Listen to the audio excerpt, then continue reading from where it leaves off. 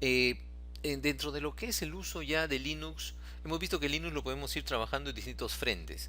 Lo podemos ir viendo como un workstation para hacer trabajos de tipo ethical hacking. Esa es una posibilidad.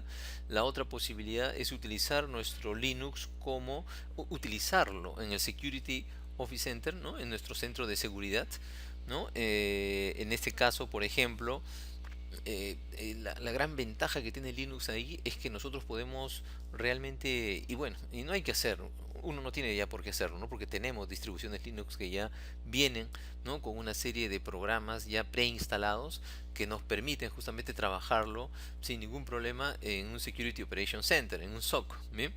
Existen programas con los cuales ya estamos familiarizados nosotros, como es el caso del Wireshark, que se utiliza bastante en el tema de Cisco, ¿no? Tenemos herramientas para analizar malware también, para analizar rootkits, por ejemplo, ¿no? Existe también algo muy interesante que es el tema de los IDS o los sistemas de detección de intrusos, ¿bien?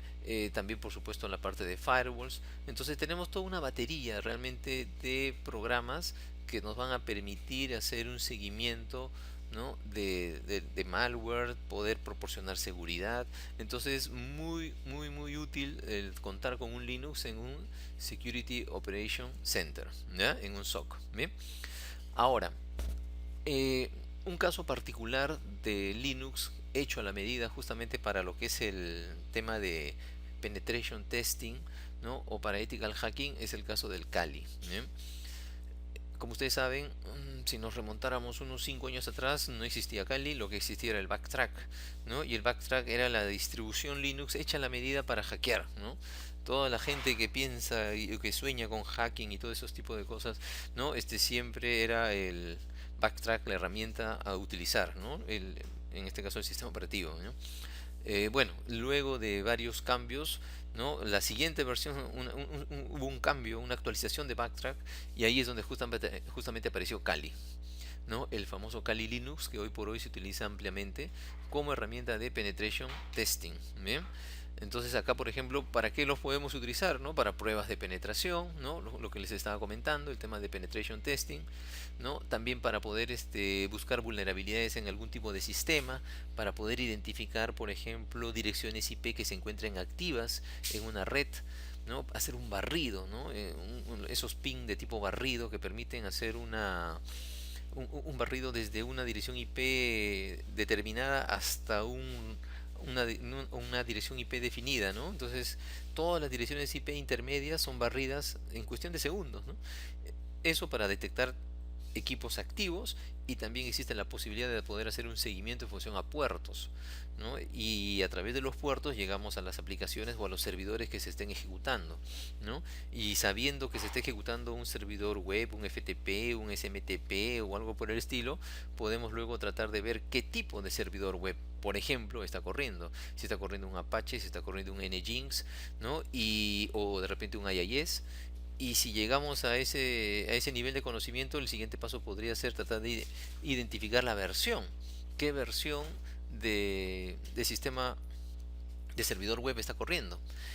Y a partir de eso, más o menos, bueno, páginas web existen donde nos indican cuáles son las vulnerabilidades o las deficiencias que tienen tal o cual versión, ¿no? Y si el sistema no está parchado o no está actualizado, entonces se puede aprovechar esa vulnerabilidad encontrada. Entonces, generalmente ese es un procedimiento que existe para el tema de penetration testing, ¿no? Para poder verificar o testear si un sistema se encuentra, ¿no? Con las actualizaciones de seguridad al día, ¿no? Y esto lo podemos aplicar también a lo que es el tema de base de datos, ¿no? Un MySQL, un PostgreSQL, un MariaDB, etcétera, ¿no? Podemos nosotros de esa manera poder ir identificando si el sistema está actualizado o no. ¿Bien? Entonces, lo interesante de un Kali Linux, porque realmente no es otra cosa que un Ubuntu, ¿no? Lo interesante del Kali Linux es que ya viene, ¿no? Con una serie de programas que ya están instalados ya. O sea, no hay que instalar mucho ahí. Prácticamente no hay que instalar nada, ¿no? Todos los programas ya están ahí hechos a la medida y están instalados ordenaditos. Es cuestión simplemente de ponerse de repente a investigar para qué me sirve este programa, para qué me sirve este otro programa. Tenemos infinidad de tutoriales, ¿no? En páginas web, en videos, donde podemos ir identificando las funciones de cada uno de estos programas. ¿Bien? Nosotros en nuestro curso de ciberseguridad vamos a utilizar justamente Kali Linux como un vector de ataque hacia un servidor de tipo Metasploit, ¿no? Eso ya es, eso lo veremos en los capítulos finales, ¿no? Un capítulo 12 por ahí, ahí donde justamente se hace este tipo de trabajo. ¿Bien? Bastante interesante, un laboratorio muy exigente, de bastante nivel, que va a requerir ahí sí, para ese tipo de laboratorio, ¿no? Trabajar con nuestros 8 gigas de RAM mínimo, ¿no? Para poder ejecutar las múltiples, en este caso los múltiples, las múltiples máquinas virtuales. ¿Bien? Bien, entonces esto por un lado, ¿no? Nuestro Kali Linux, entonces siempre hay que tenerlo en cuenta. Bien. Ahora, en Linux, ahora esta semana les colgué las tareas, ¿verdad? Les colgué ahí una serie de tareas que tienen que ir desarrollando en relación al curso. Bien. Y dentro de esas tareas les puse también en uno de los anuncios, les coloqué un link para que ustedes puedan descargar la imagen de donde está justamente la imagen del Linux que vamos a utilizar en estas primeras sesiones, ¿no? Que inclusive es el Linux que nos sirve para poder trabajar los laboratorios correspondientes a este capítulo 3, ¿no? Porque en este capítulo 3 vamos a interactuar con un Linux, pero no va a ser con un Ubuntu, no va a ser con un Red Hat, ¿no? Va a ser con una distribución Linux, ¿no? Que es un poquito así, no es muy conocida, ¿no? Que es el Arch Linux. Bien. Y este Arch Linux es un Linux, podríamos decir que se utiliza mucho para lo que es al menos lo formal, ¿no? Aplicaciones así científicas, ¿no? Pero también lo estamos utilizando nosotros porque lo bueno es que no consume muchos recursos, ¿no? Entonces lo estamos utilizando nosotros para poder hacer nuestras prácticas, ¿no? Ese Arch Linux no consume gran cosa, ¿no? La recomendación en lo que se refiere a recursos, ¿verdad? Y la recomendación sería que más bien descarguen la imagen y se pongan a trabajar con ella, ¿no? Porque para irnos familiarizando un poquito con lo que es esto, ¿no? Aquí, por ejemplo, les estoy poniendo lo que vendría a ser la máquina virtual que yo la tengo aquí corriendo de nuestro Arch Linux, ¿no? Y como vemos es bueno, tiene un escritorio bastante simple, ¿no? Muy sencillo, pero lo interesante que viene aquí con nuestra línea de aplicaciones de escritorio, ¿no? Y aquí, por ejemplo, nosotros podemos habilitar directamente ya un terminal, una consola, ¿no? Esta es la famosa consola o el terminal de Linux, que es de donde justamente nosotros ingresamos nuestros comandos, ¿no? Cuando aquí nos hablan del shell de Linux, y nos colocan justamente esta consola que es la que nos permite ingresar comandos, ¿no? Entonces nos estamos refiriendo justamente a esto, ¿no? Si quiero ver, si quiero, por ejemplo, hacer un listado, ¿no? En este caso de los directorios que están contenidos aquí en la carpeta personal, ahí lo podemos ver. Si queremos que nos muestre, ¿no? El listado, pero ahora ya que nos saque una lista, ¿no? Con una serie de informaciones adicionales sobre esto, también igual, acá lo podemos ver, ¿no? Entonces justamente este Arch Linux, ¿no? Es bastante interesante por esa razón, ¿no? Nos permite ya poder trabajar, poder practicar, ¿no? Con nuestro Linux, porque la idea es justamente ir ganando ahí experiencia, podríamos decir, ¿no? Hay un comando en Linux que es el uname, y que si uno le pone la opción /a, guión a que diga, ¿no?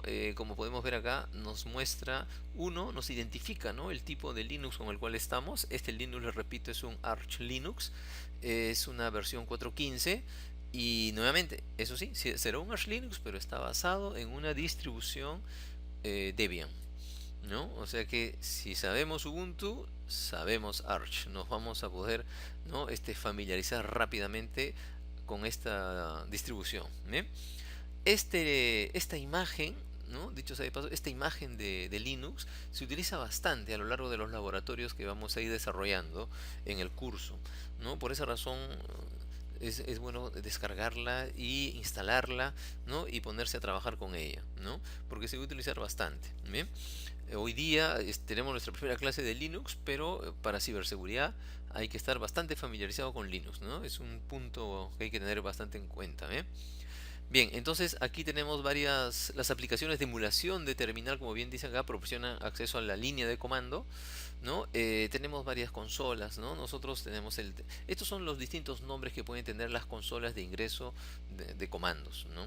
Algunos hablan de un Xterm, otros hablan de un console, otros hablan del Genome Terminal, por ejemplo, ¿no? Pero en esencia nos están permitiendo, ¿no? Estas consolas son como unas interfaces que nos permiten ingresar comandos para poder, ¿no? Gestionar ficheros, instalar programas, hacer seguimiento de procesos, etcétera. ¿Bien?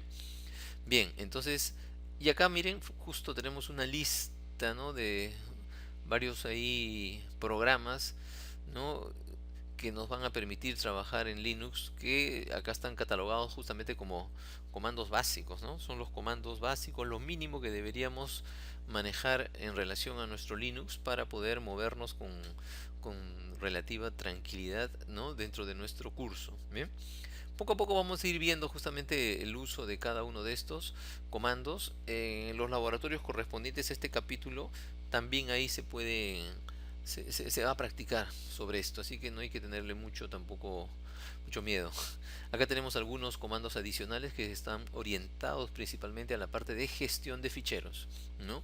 Hacer listado, cambiar de directorios. Verán ustedes que se parece mucho a lo que es el CMD de Windows, ¿verdad?